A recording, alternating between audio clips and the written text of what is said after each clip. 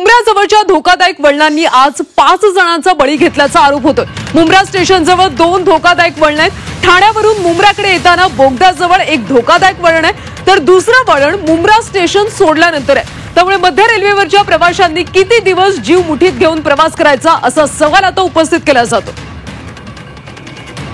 धोकादायक वळणांनी 5 जणांचा बळी घेतला। ठाण्यावरून मुंब्राकडे येताना बोगद्याजवळ एक धोकादायक वळण आहे, तर दुसरं वळण मुंब्रा स्टेशन सोडल्यानंतर आहे। या वळणांबद्दल अनेकांनी तक्रार केली होती, मात्र रेल्वे प्रशासनाने याकडे दुर्लक्ष केलं आणि त्याचाच परिणाम आज पाहायला मिळतोय। 5 प्रवाशांचा बळी गेलेला आहे। मध्य रेल्वेवरच्या प्रवाशांनी किती दिवस जीव मुठीत घेऊन प्रवास करायचा असा सवाल आता उपस्थित केला जातो।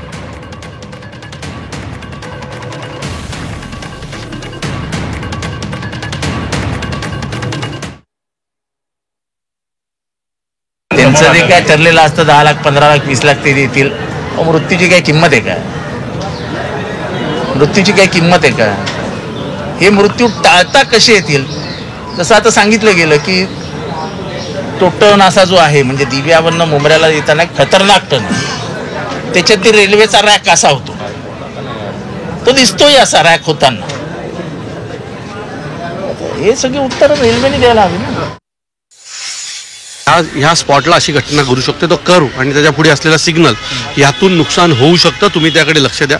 प्रशासनाने जर 3 महिन्यापूर्वी लक्ष दिलं असतं ना तर आज ह्या जे काही लोकांचा जीव गेलाय, ज्यांना मार लागलाय, ही घटना घडली नसती। याला सर्वस्वी जबाबदार रेल्वे प्रशासन आहे। तो झोपलेला आहे। आज त्यांनी जाहीर केलं की आम्ही रेल्वेला दरवाजे लावू। अरे कसे लावू शकता? आणि हा पर्याय आहे का? पर्याय आहे प्लॅटफॉर्म मोठं करणं, पर्याय आहे रेल्वेची संख्या वाढवणं, ते करा।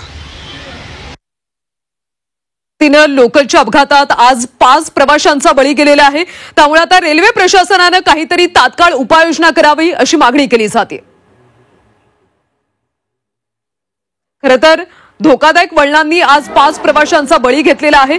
मुंब्र्याच्या जवळ अशी 2 धोकादायक वळणं आहेत, त्याबद्दल अनेकदा तक्रार केली होती, मात्र रेल्वे प्रशासनाने दुर्लक्ष केलं आणि आज या 2 धोकादायक वळणांनी तब्बल 5 प्रवाशांचा आज बळी घेतलाय।